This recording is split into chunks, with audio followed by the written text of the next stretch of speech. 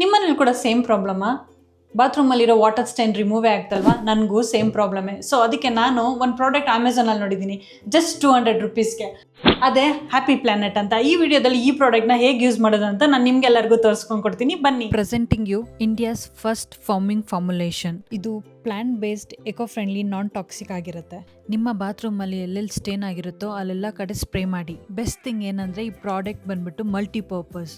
ಈ ಪ್ರಾಡಕ್ಟ್ನ ಎಲ್ಲೆಲ್ಲಿ ಯೂಸ್ ಮಾಡ್ಬೋದು ಅಂದರೆ ಬಾತ್ರೂಮಿನ ವಾಲ್ಸ್ ಆ್ಯಂಡ್ ಫ್ಲೋರ್ ಮತ್ತು ಮಗ್, ಬಕೆಟ್, ಟ್ಯಾಪ್ಸ್, ಸ್ಟೂಲ್ ಇದ್ರ ಮೇಲೆಲ್ಲ ಸ್ಪ್ರೇ ಮಾಡಿ 1 ನಿಮಿಷ ಆದಮೇಲೆ ಲೈಟಾಗಿ ಸ್ಕ್ರಬ್ ಮಾಡಿ ನೀರು ಹಾಕಿ. ಟಂಟಣ್, ಹೀಗೆ ನೋಡಿ ನಿಮ್ಮ ಬಾತ್ರೂಮ್ ಪಳಪಳ ಅಂತ ಹೊಳೆಯೋದು.